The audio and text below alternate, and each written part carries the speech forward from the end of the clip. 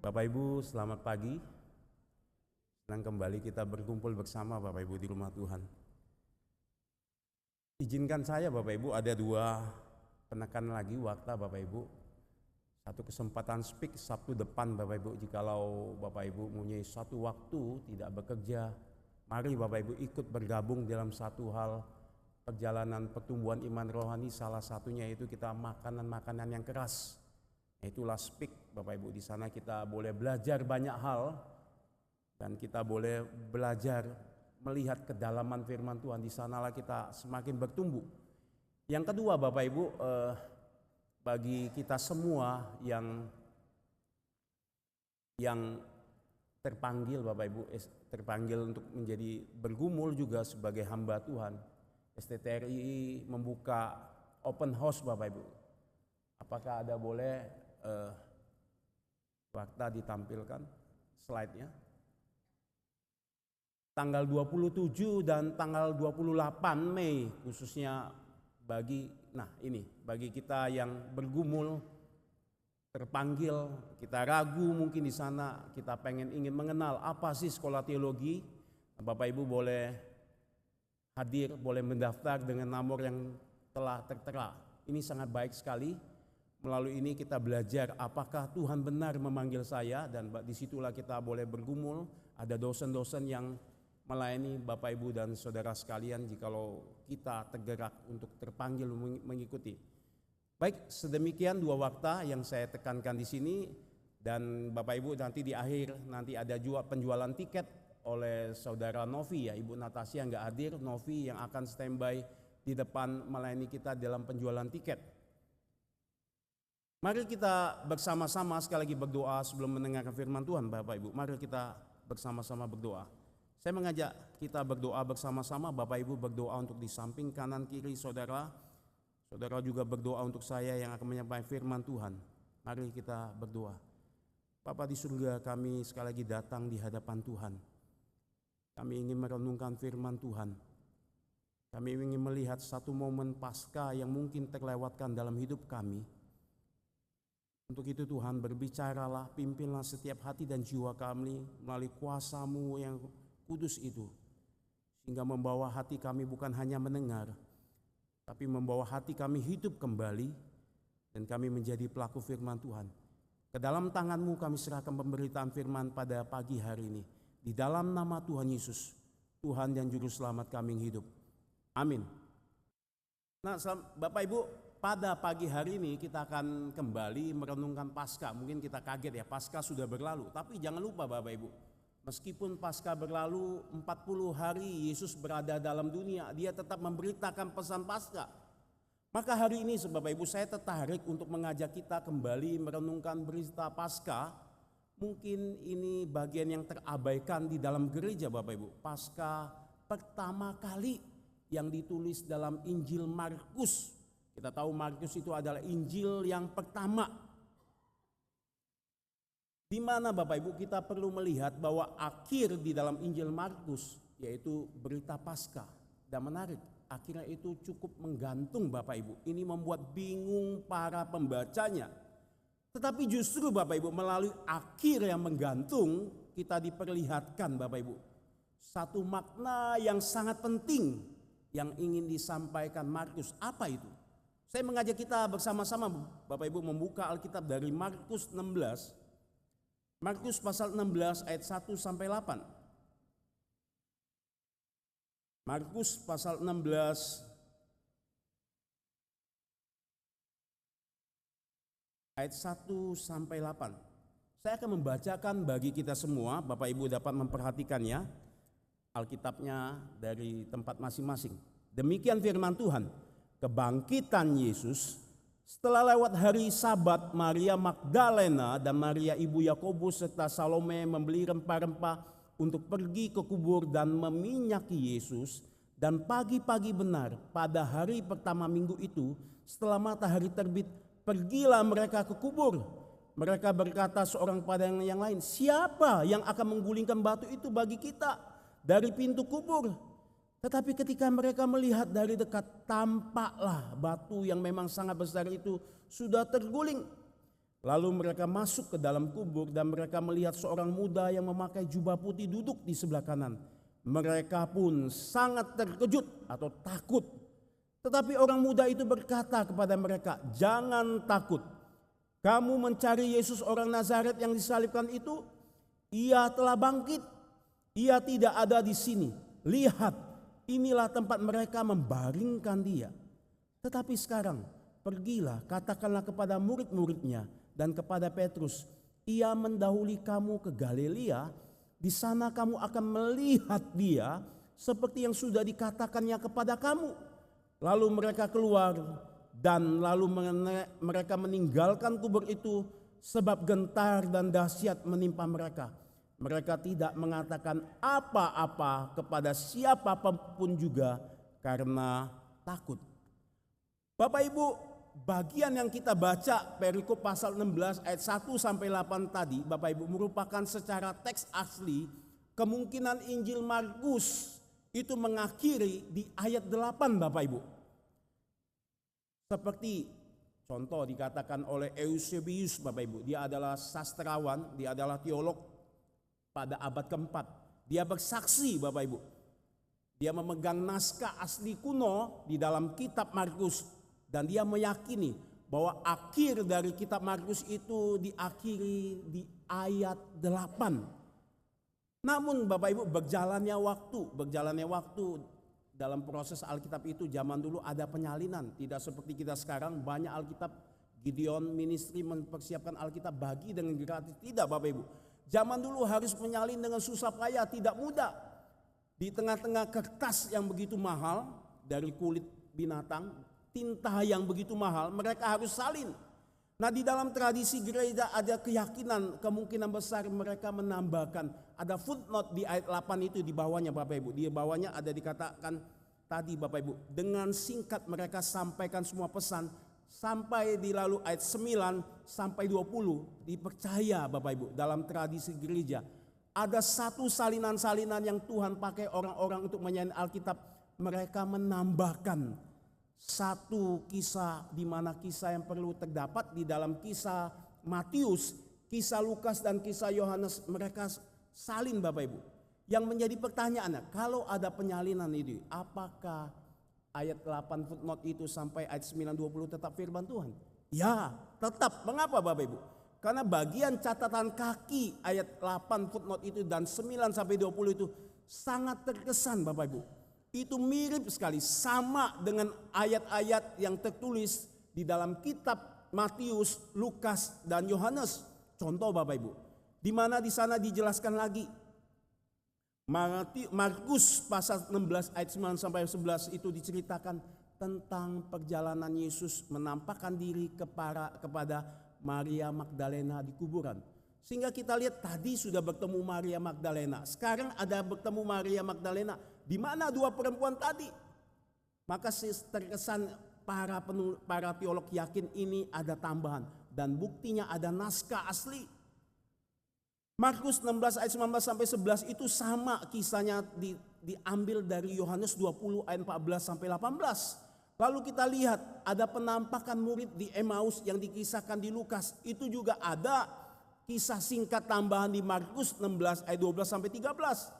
Maka kita meyakini, Bapak Ibu, ada susunan yang saling dilengkapi dari ketiga Injil itu ditambahkan kepada kitab Markus, Bapak Ibu. Dengan demikian, secara tradisi gereja, kemungkinan besar Markus itu berhenti pada ayat ke-8 dan ditambahkan ayat 9 sampai 20 dan footnote ayat 8 itu tertera di bawahnya. Itu diakui sebagai penambahan yang sah karena itu tetap firman Tuhan, teruji, sudah melewati kanonisasi. Tetapi secara asli dan historis teks asli, Bapak Ibu, Markus pengen membawa kita melihat satu akhir kisah yang menggantung dari pasal 16 akhir itu sampai ayat 1 dan dari mulai ayat 1 sampai 8 itulah akhir dari ceritanya. Demikian pesannya. Lalu di ayat 1, lalu mereka ayat 8 demikian firman Tuhan, lalu mereka keluar dan lari dari kubur itu sebab gentar dan sangat takut. dan mereka tidak mengatakan apa-apa kepada siapapun juga karena mereka takut. Maka pesan Paskah Markus dapat kita simpulkan begini Bapak Ibu. Kristus telah bangkit dan mereka 3 perempuan itu tidak mengatakan apa-apa kepada siapapun karena mereka takut. Dan ditutup Bapak Ibu dengan keheningan dan kebisuan. Ini pesan yang sangat menggantung. Mungkin kita mengatakan, bukankah awal Markus itu pasal 1 ayat 1 ditulis dengan satu kabar baik, dengan satu keberanian berbunyi, inilah permulaan Injil Markus, yaitu tentang Yesus. Bukan hanya tentang Yesus, ditambahkan Yesus Kristus Mesias. Bukan hanya tambahkan Yesus Kristus saja, tapi ditambahkan anak Allah Bapak Ibu. Wah, ini proklamasi yang berani Bapak Ibu. Di tengah-tengah Markus yang menulis ini, di tengah-tengah jemaatnya masih dijajah, dianiaya oleh bangsa Roma. Bapak Ibu, siapa yang mengaku Yesus sebagai Mesias dan Yesus sebagai anak Allah, itu kepala siap dipenggal. Tapi Markus menulis kabar baik ini. Bukan hanya memberitakan kabar baik, tapi dengan keberanian menulis Yesus itu Kristus, anak Allah. Namun sebaliknya akhir dari Injil Markus yang kita baca tadi Bapak Ibu dalam kisah kebangkitan itu ditutup dengan ketakutan. Dan ini akhir yang buruk bukan? Bapak Ibu kalau kita lihat bukankah ini berkontradiksi dengan ketiga Injil lainnya? Kalau kita lihat Injil Markus, Lukas dan Yohanes yang menceritakan penampakan, bukan hanya penampakan, ada perjumpaan dengan Yesus, ada tatap muka. Bukan hanya ada tatap muka, ada sentuhan seperti Thomas, seperti Maria Magdalena. Bahkan setelah itu ada pesta makan Bapak Ibu bersama. Yesus menghampiri mereka ketika mereka sudah menjala ikan beberapa jam selama sepanjang hari itu tidak mendapat ikan. Tapi Yesus mengatakan, tebarkan jalamu, langsung dapat ikan banyak. Bukan hanya dapat ikan banyak, satu mujizat. Mereka mengadakan pesta makan perjamuan kasih bersama. Tidak berhenti di sana Bapak Ibu.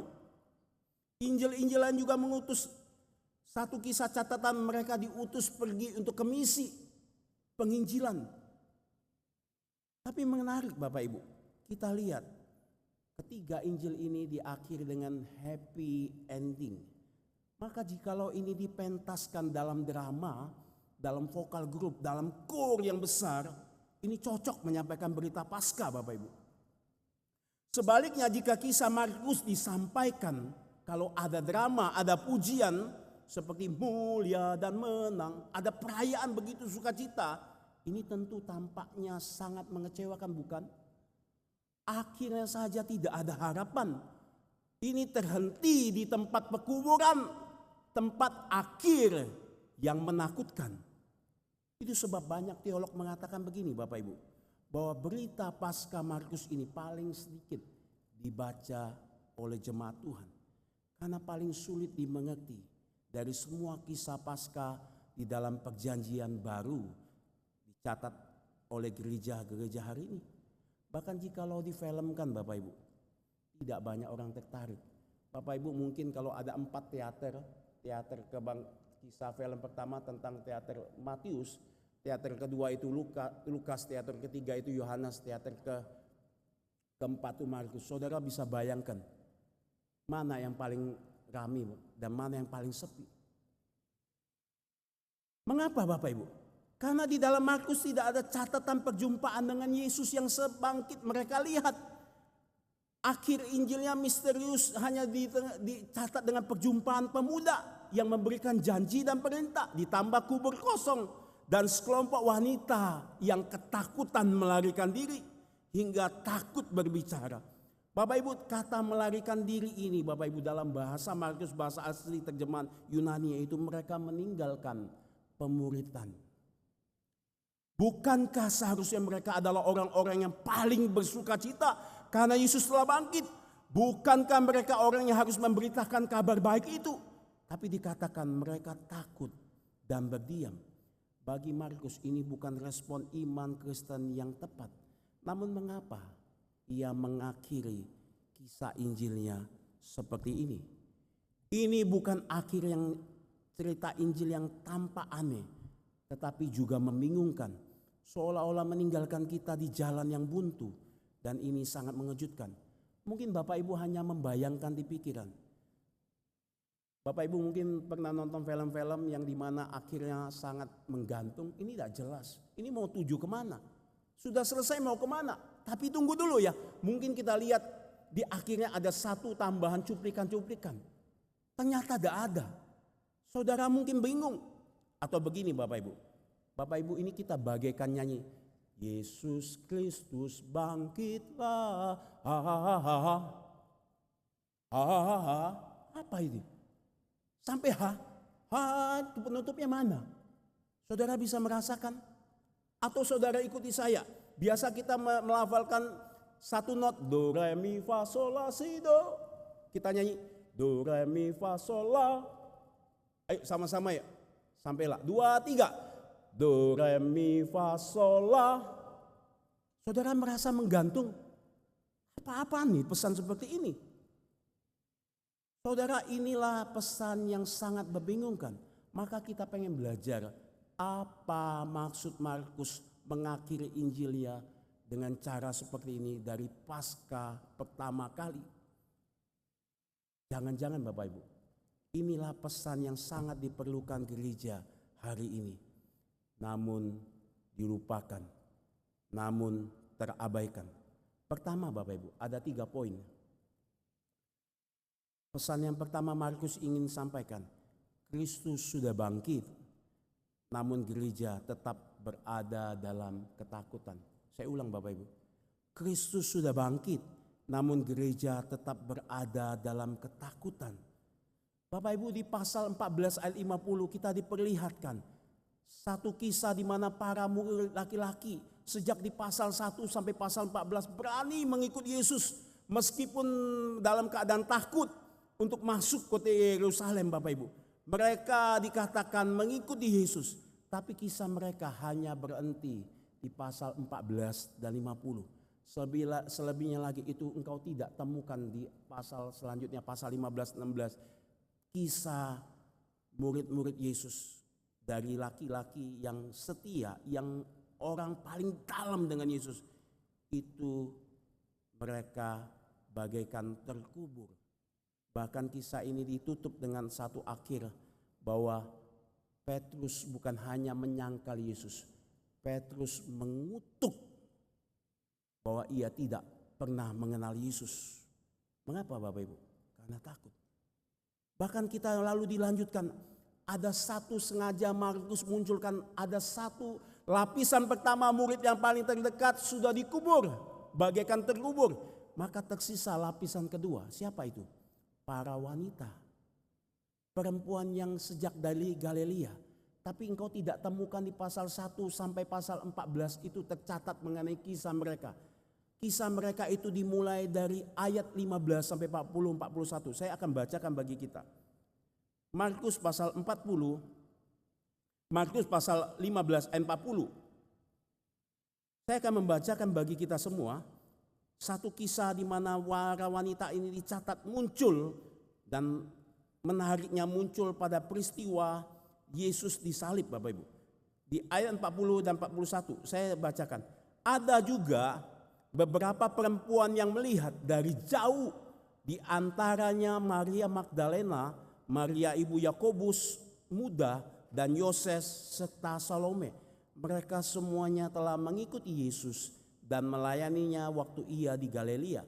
Dan ada juga di situ banyak perempuan lain yang telah datang ke Yerusalem bersama-sama dengan Yesus. Dan perempuan itu dicatat pertama kali di pasal 15 ini Bapak Ibu. Lukas seolah-olah memperlihatkan ada lapisan sisa terakhir, yaitu perempuan. Tapi mereka berdiri jauh-jauh. Tidak tahu mungkin alasannya karena mungkin malu melihat Yesus, karena Yesus ditelanjangkan di atas kayu salib, atau takut, tidak jelas. Tapi Markus mencatat mereka dari jauh. Seolah ada bahasa penekanan, mereka takut. Memang Markus mengkisahkan berapa banyak 12-15 kali penekanan kata takut Bapak Ibu yang sangat negatif. Bapak Ibu lihat Yohanes Pembaptis ketika ia dipenggal mati. Dikatakan di dalam Markus, murid-muridnya datang mengambil mayat gurunya. Namun mengapa murid-murid Yesus, bahkan orang terdekat, tidak ada yang berani mengambil mayat Yesus? Karena hukuman Yesus itu tertulis di dalam 3 bahasa Bapak Ibu. Inilah Yesus Raja orang Yahudi.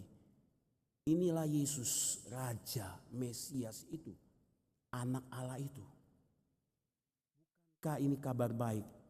Tetapi justru menjadi menakutkan. 3 bahasa Bapak Ibu. Bahasa Latin, bahasa Yunani, bahasa Ibrani. Supaya orang melihat Bapak Ibu. Ini membuat mereka takut. Namun yang menarik Bapak Ibu, Markus sengaja memberitahu kita. Justru orang yang terluar dari Yesus. Siapa Bapak Ibu? Engkau lihat nanti baca di pasal 15. Seorang perwira yang menyiksa Yesus dengan kejamnya. Dengan mengizinkan tombak itu berada ditusukkan di dalam pinggang Yesus. Saat itu juga ketika ia melihat kematian Yesus, dia mengatakan, sesungguhnya ia ini adalah anak Allah. Bukan hanya itu Bapak Ibu, kita diperlihatkan Yusuf Arimatea, seorang murid Yesus yang sembunyi-sembunyi karena takut. Saya bacakan Yohanes 19 ayat 38. Yohanes 19 ayat 38, saya izinkan saya membaca. Yohanes pasal 19 ayat 38, saya bacakan. Sesudah itu Yusuf dari Arimatea, ia murid Yesus, tetapi sembunyi-sembunyi karena takut kepada orang-orang Yahudi, meminta kepada Pilatus supaya ia diperbolehkan menurunkan mayat Yesus, dan Pilatus meluluskan permintaan itu. Lalu datanglah ia dan menurunkan mayat itu. Bapak Ibu, kita diperlihatkan satu cermin bagi kita yang merasa orang dalam Yesus, tapi justru orang yang terluar. Ada perwira yang dia harus mengambil sumpah, satu-satunya kaisar itu adalah anak Allah. Tapi hari itu di depan, mungkin di depan para prajuritnya, dicatat di sana, sungguh ia ini adalah anak Allah. Ada seorang yang takut diam-diam, bersungut-sungut takut menjaga satu proteksi keamanan mereka, menjaga karir mereka. Tapi hari itu memberanikan diri meminta mayat Yesus. Maka kita diperlihatkan ketika pasca Markus 16 ayat 1-3, kita diperlihatkan para wanita itu berlapisan yang kedua itu datang untuk menghormati Yesus dengan bagaimana? Mereka melakukan banyak hal. Tapi menarik, kisahkan Markus pasal 3, mereka terlambat. Seolah-olah mereka datang ingin memberikan sumbangsi Bapak Ibu. Mereka membeli rempah-rempah dan minyak. Bapak Ibu tahu minyak itu sangat mahal untuk mengurapi orang yang sudah mati. Tapi di sini muncul satu pembacaan yang cukup menganehkan Bapak Ibu. Apa yang aneh? Bapak Ibu, kalau mayat 3 hari itu sudah bau busuk bukan? Bapak Ibu pernah cium 1 atau 2 hari? Di sini mungkin banyak dokter. Bapak Ibu, di tengah-tengah suhu di timur sana begitu panas Bapak Ibu. Itu sebab kalau kita rumah sakit mayat itu tidak dibiarkan tempat yang panas kan. Dimasukkan ke dalam tempat dingin. Dibekukan supaya dia tidak busuk. Tapi hari itu Bapak Ibu, setelah 3 hari melewati Sabat, mereka baru beli. Dikatakan mereka terlambat. Sengaja Markus ingin katakan, bukankah kita lihat dalam kisah Lazarus 4 hari dikatakan, Tuhan, Marta mengatakan dia sudah busuk. Bagaimana mau membuka satu batu yang terguling itu yang menutupi kuburan Lazarus, bau busuk. Dan kita diperlihatkan Bapak Ibu, apa yang mereka lakukan sebetulnya terlambat. Dan Markus pengen kasih tahu Bapak Ibu, bukankah engkau ingat ada seorang wanita yang tidak dicatat namanya. Yesus mengatakan, biarlah wanita itu mengurapi saya untuk mempersiapkan kematian saya. Markus mencatat itu. Dan Yudas mengatakan pemborosan. Harga itu kalau dijual 300 dinar, bisa dibagikan orang miskin. Yesus mengatakan, biarlah dia mempersiapkan untuk hari kematianku. Di tengah ketakutan itu selanjutnya membawa murid-murid wanita ini menjadi khawatir, Bapak Ibu. Mereka khawatir hal yang tidak perlu, yang belum terjadi di depan, tapi mereka khawatirkan dengan bagaimana. Mereka berdebat. Lucu Bapak Ibu, mereka perempuan, mereka melihat Yesus dikuburkan di mana, tepatnya di mana, dengan satu timbunan batu yang menutup kubur Yesus itu dikatakan diperkirakan berat batu itu 1 ton sampai 2 ton Bapak Ibu. 1000 kilo. Mereka 3 seorang perempuan, bagaimana bisa menggulingkan? Mereka khawatir Bapak Ibu. Dan bukan hanya itu, ketika batu itu sudah ternyata mereka sampai sana terguling, mereka masuk dikatakan ketika mereka melihat seorang pemuda, mereka takut. Mengapa mereka mengalami ini semua Bapak Ibu? Bukankah berulang kali sudah ada peringatan firman Tuhan? Yesus 3 kali mengatakan, anak manusia itu akan ditangkap, aku akan menderita, dianiaya. Tapi pada hari ketiga, ingatlah aku akan bangkit. 3 kali Bapak Ibu. Di Markus pasal 8 ayat 31, di Markus pasal 9 ayat 31, di Markus pasal 10 ayat 32. Mengapa Bapak Ibu? Karena kehidupan mereka tidak pernah terkait dengan kuasa kebangkitan Kristus. Itu sebab kehidupan mereka hanya digerakkan oleh ketakutan. Saudara, dari penjelasan ini, saudara menangkap pesan apa yang tersirat yang Markus ingin sampaikan kepada pembacanya? Saudara juga sudah merayakan Paskah bukan? 1 tahun bukan 1 kali, tapi berulang kali mungkin setiap tahunnya. Saudara juga tahu Paskah itu berita yang sangat penting, menjadi senter iman Kristen yang untuk dinyatakan kepada seluruh dunia. Paulus mengatakan itu, jika Kristus tidak dibangkitkan, sia-sialah imanku. Saudara percaya meskipun tidak melihat kebangkitan Tuhan, sama seperti jemaat mula-mula. Saudara percaya juga Yesus bangkit? Ya. Tapi pertanyaan, mungkinkah kita termasuk gereja yang merayakan seperti Matius, Lukas dan Yohanes? Kita persiapkan banyak hal. Ya, itu tentu baik. Tapi menjadi pertanyaan, Paskah dalam Injil Markus, kita merayakan itu dengan sukacita, dengan kemenangan Kristus itu. Ada perayaan pujian yang besar. Ada perjamuan kasih dengan sukacita. Izinkan saya bertanya Bapak Ibu. Di dalam kejujuran hati saudara, ketika melihat banyak gereja dan diri saudara sendiri, apakah kita semakin berani memberitakan Injil setelah engkau merayakan mengerti Paskah itu? Apakah kita rela meresikokan diri sebagaimana jalan salib yang dilalui Kristus? Atau banyak jemaat pulang kagum setelah merayakan berita Paskah, acara yang bagus, namun mereka menutup rapat-rapat mulutnya untuk memberitakan kabar baik yang penting ini. Mengapa? Oh, bukan karena mereka tidak ada kesempatan, bukan karena mereka kurang pengetahuan firman, bukan Bapak Ibu. Firman Tuhan setiap tahun mengenai Paskah kita tahu itu. Mengapa Bapak Ibu? Mungkin kita khawatir dengan banyak hal. Mungkin kita takut memikirkannya. Saya takut karena saya belum siap. Saya mungkin takut ditolak. Saya takut dihina. Saya takut terluka. Saya takut teraniaya atau apapun itu. Itu sebab hari Paskah Bapak Ibu kadang hanya sebuah fokus Bapak Ibu. Festival perayaan sukacita kemenangan tiap tahun diulang saja. Tapi tidak sadar di balik sukacita besar itu Bapak Ibu, banyak orang telah mengubur dirinya meskipun merayakan Paskah. Kuburan itu bagaikan tempat perhentian akhir. Mereka mengubur berita kuasa kebangkitan Kristus yang telah menaklukkan maut. Bukankah ini kabar baik? Banyak orang mengubur panggilan Injil mereka. Banyak orang mengubur panggilan misi kerajaan Allah. Bukankah kita sudah mendengar firman? Bukankah kita tahu Yesus sudah bangkit? Tapi mengapa kita berdiam di dalam keheningan? Ini Paskah Markus mula-mula yang terlupakan. Maka dari sini Bapak Ibu, Markus ingin menyatakan orang yang paling terdekat Yesus, yaitu gereja, murid-muridnya, justru menjadi orang luar. Tapi orang luar seperti kepala prajurit itu dan Yusuf Arimatea itu menjadi orang dalam. Ini satu sungguh bagian ironi yang Markus ingin tampilkan kepada setiap kita. Bapak Ibu, bukankah setiap kali ada berkat benediction, pergilah, Tuhan memberkati engkau. Itu bukan hanya kita terima berkat, itu adalah kalimat pengutusan bagi kita. Setiap minggu kita merayakan hari ibadah, mengapa?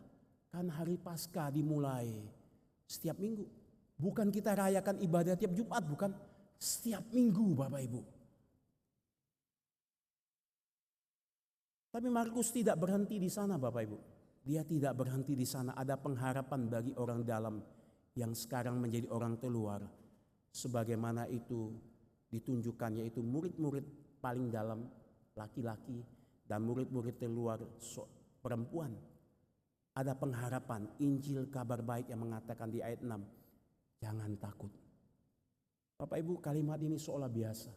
Kalimat ini satu perintah dari seorang yang sudah bangkit, memerintahkan malaikat utusannya, jangan takut.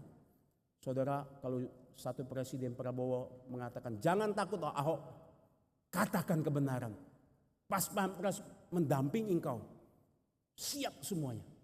Hari ini yang lebih mengatakan itu Tuhan yang sudah mengalahkan engkau, jangan takut. Satu jaminan, satu keyakinan mendorong kita, jangan takut.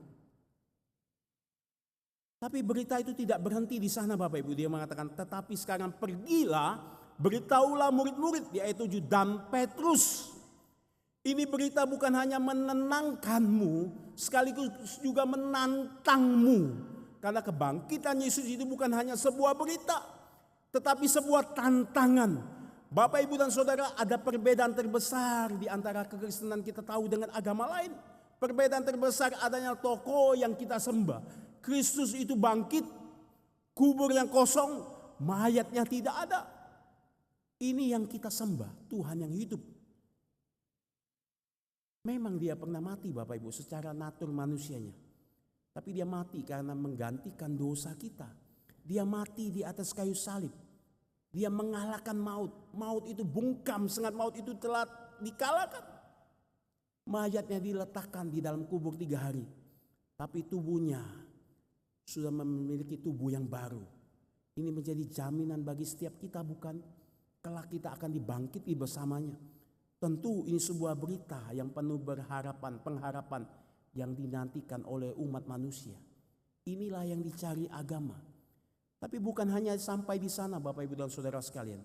Kebangkitan Kristus menuntut, menantang perubahan total hidupmu. Mengapa? Karena dia telah bangkit, maka segalanya berubah. Sejarah berubah. Dosa itu telah ditaklukkan.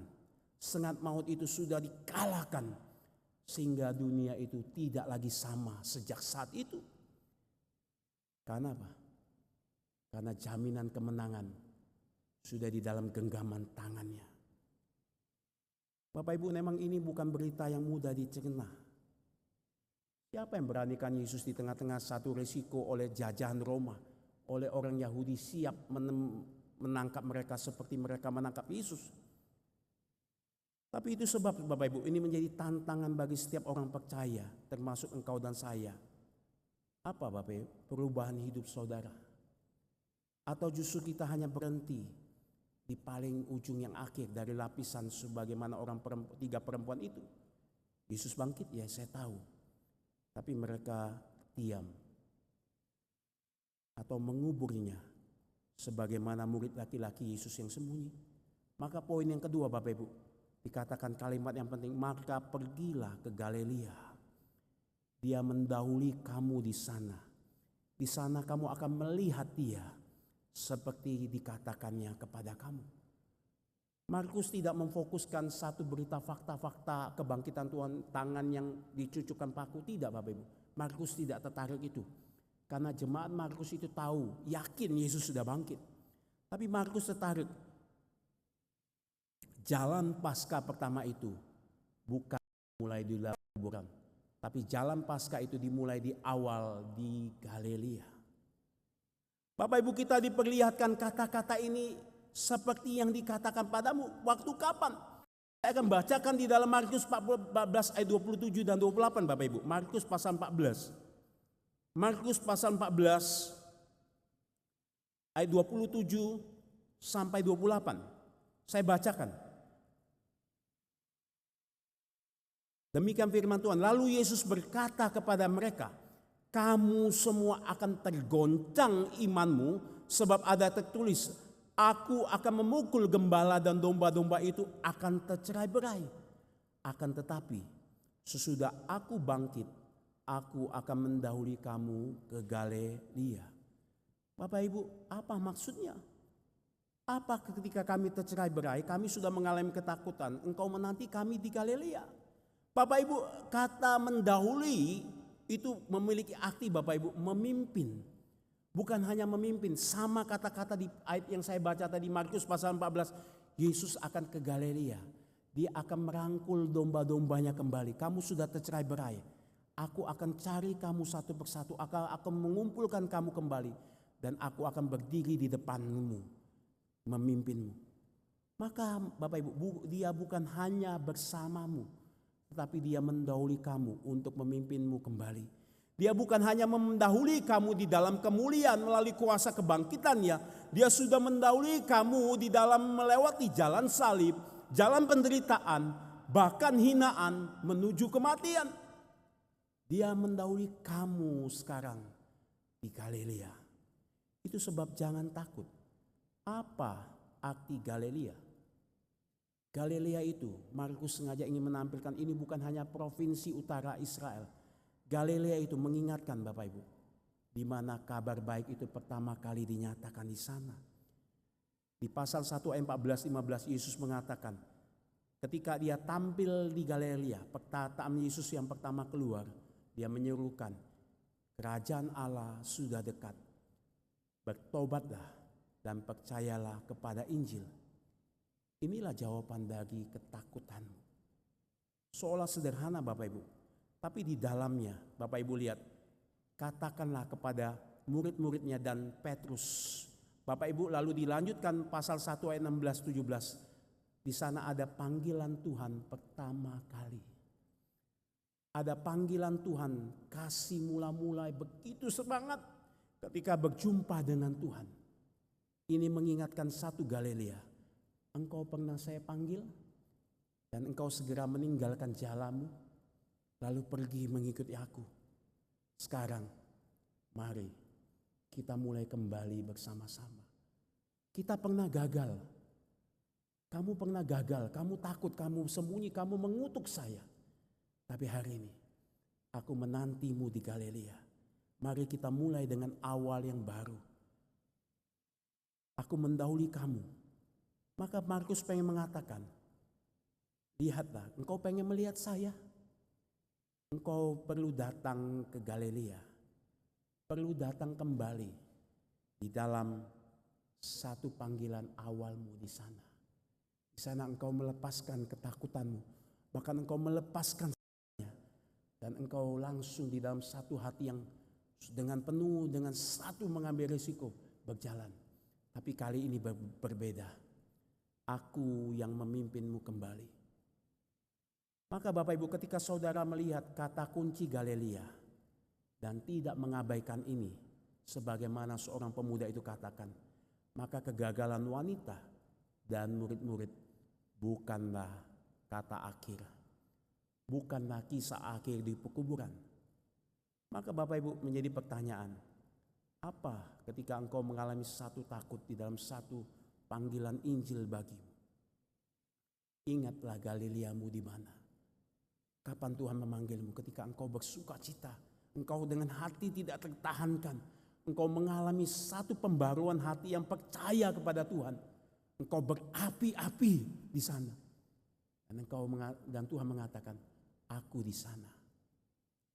Galilea adalah tempatmu, di mana tempat Tuhan hadir di sana.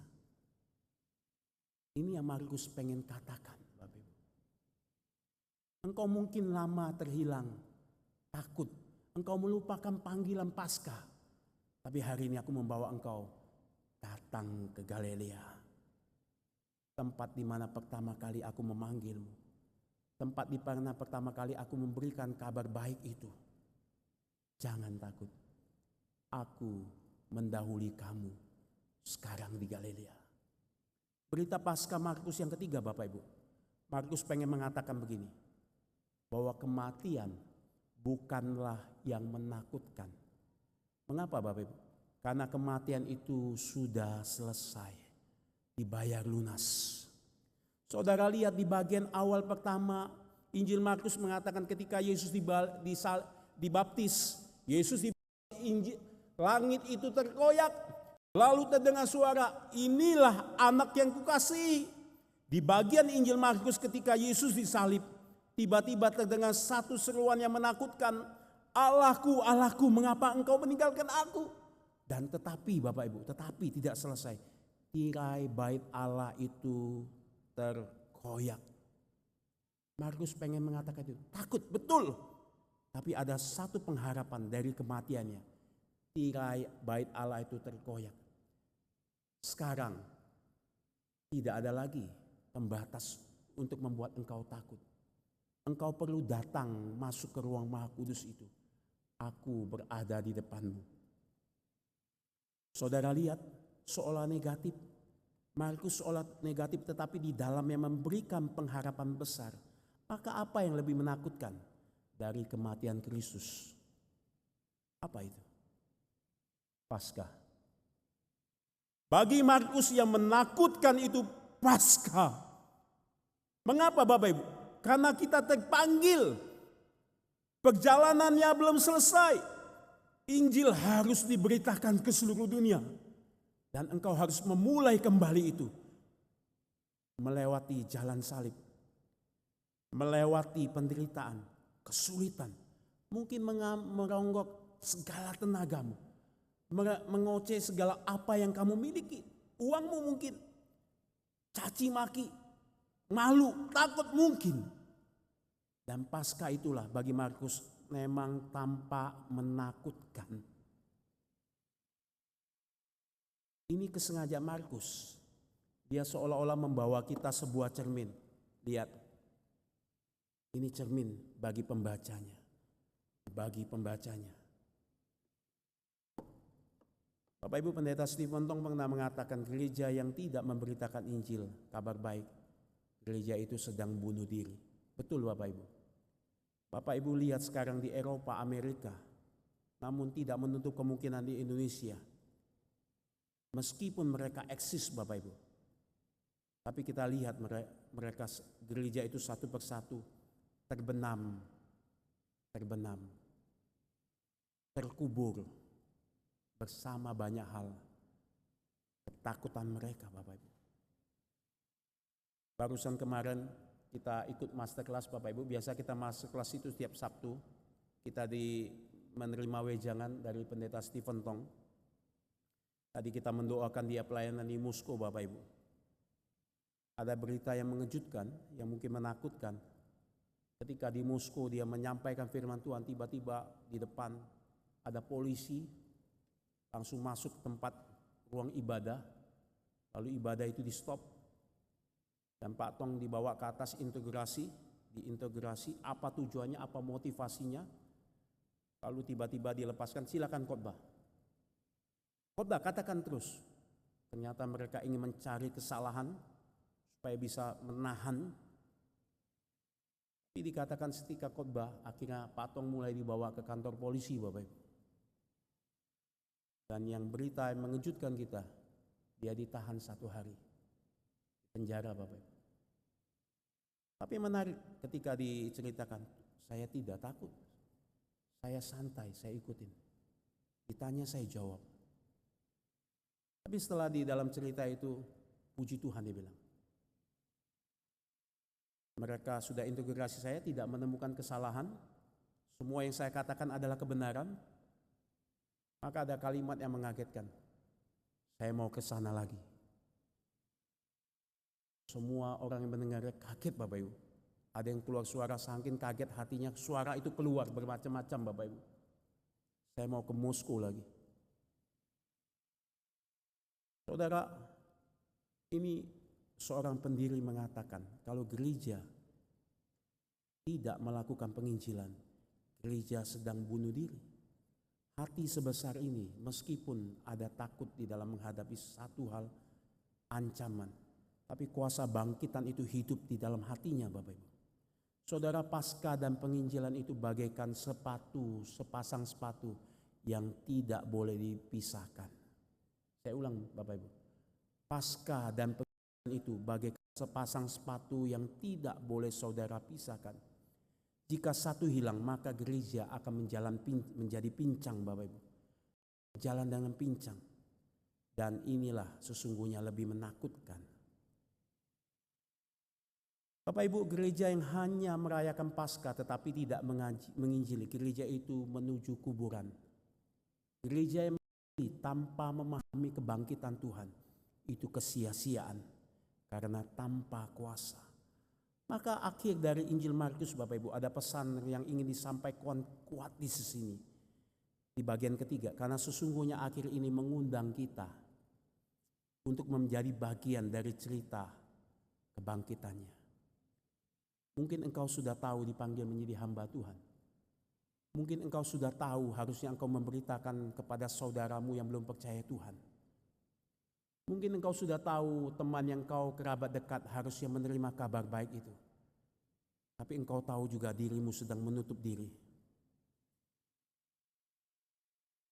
Maukah engkau berhenti di kuburan? Ya. Maukah engkau melangkahkan kakimu ke Galileamu? Markus pengen mengajak kita, ini akhir yang buruk. Tapi itu belum selesai. Ada kamu para pembacanya. Silakan isi. Markus mengundang meresponi kebangkitan Kristus kepada pembacanya hari ini. Melalui iman yang sungguh-sungguh mengalami kuasa kebangkitan Kristus. Bapak Ibu, iman bukan berarti tidak ada ketakutan. Tapi iman yang taat itu Bapak Ibu, dia akan berani berjalan meskipun melewati ketakutan. Karena pada akhirnya kita tahu Bapak Ibu, di dalam kisah-kisah lain ketiga Injil, para wanita itu yang awalnya takut berlari, hari ini mengambil pengisian bagian di dalam rencana Paskah Tuhan. Mereka memberitakan itu kepada Petrus. 11 murid yang tadinya takut pergi ke Galilea menantikan Kristus.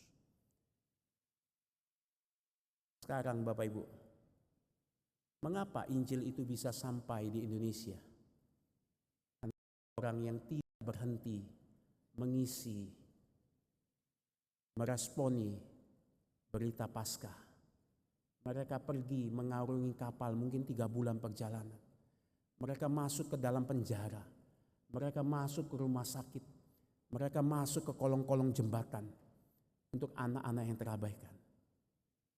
Sampai saat ini mungkin di tempat pedalaman nyawa mungkin harus terancam. Mereka sudah siap sedia. Sekarang giliran Anda yang mengisinya. Akhir yang tanpa harapan dari Markus yang kita baca ini. Justru di sanalah kita melihat harapan tanpa akhir. Jikalau kita mengerti pesan Paskah Markus.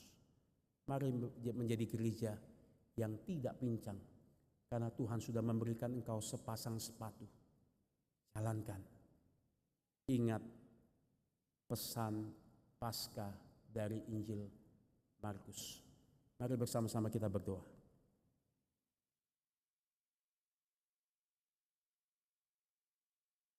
Kami bersyukur ya Tuhan buat firman-Mu, buat apa yang Kau tulis, yang Kau nyatakan bagi kami. Secara kami yang sudah ditebus oleh Tuhan, yang sudah mengalami lahir baru, tapi kami kadang mengalami rohani yang mengalami ketakutan Tuhan. Kami mungkin takut memberitakan Injil kepada orang tua kami, kepada saudara kami. Karena mungkin ada resiko apa yang kami pikirkan. Tapi sisi lain Tuhan memberikan kesempatan itu lagi kepada kami. Untuk kami melihat Galilea kami. Karena Tuhan sudah memberikan yang berharga dalam hidup kami. Tolong kami Tuhan untuk tidak melewati kesempatan ini. Tolong kami Tuhan untuk tidak khawatir dengan hal yang tidak perlu yang terjadi di depan. Kasihanilah kami dan berikan kami untuk berjalan di jalan salib meskipun itu sulit, meskipun ada tantangan. Karena kami ingin belajar menghidupi Paskah sebagaimana Tuhan yang ingin kami kerjakan. Demi nama Tuhan Yesus kami telah berdoa dan mengucap syukur. Amin.